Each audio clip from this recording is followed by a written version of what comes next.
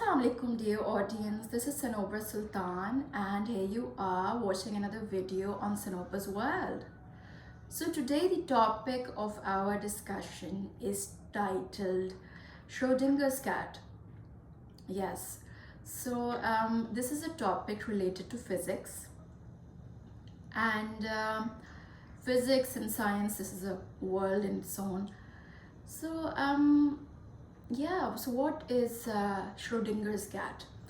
So this is a concept, this was founded by physicist Erwin Schrödinger in the 1930s, and this is a thought experiment. Now what is a thought experiment? Thought experiment is theoretical and imaginary. So he actually never experimented this, but the theory has become famous by the name of Shrodinger's cat. Now what is the theory? The theory is, so Erwin Schrödinger, he imagined a box, and a box containing a bit of radioactive substance and a cat.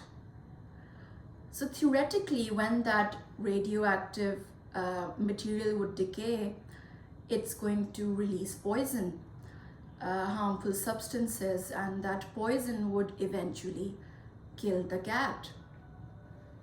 So this is the theoretical assumption of how it would be in the box.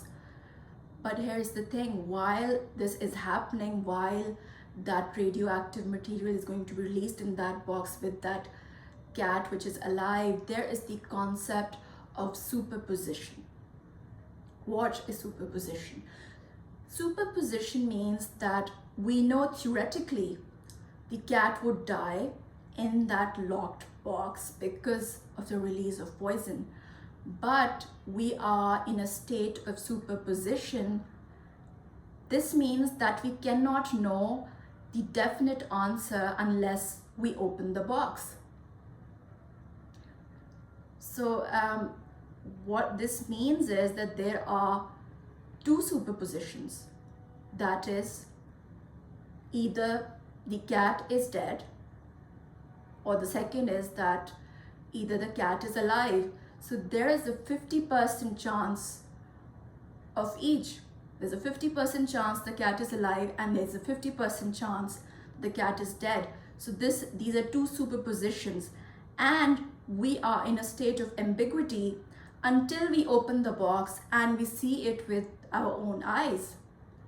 So now that ambiguity is, this ambiguity has been referred to as the observer's paradox, that the cat is both alive and dead, which is a superposition until it is observed.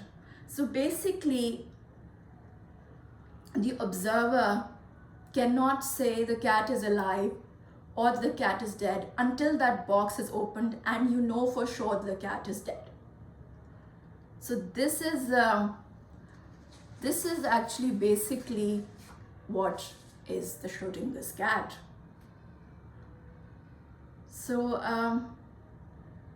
yes, now this was back when it was discussed, when it became highlighted. It was everywhere.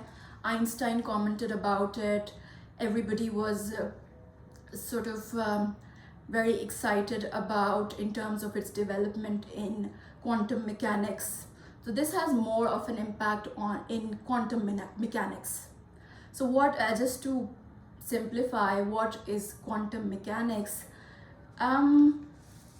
Quantum mechanics is the field of physics where extremely small particles, extremely small objects simultaneously have the characteristics of both particles, that is being a tiny piece of matter, and waves. So a disturbance, waves is a disturbance or variation that transfers energy. So quantum mechanics, you could say, it deals with electrons. Electron is a very small particle in the atom.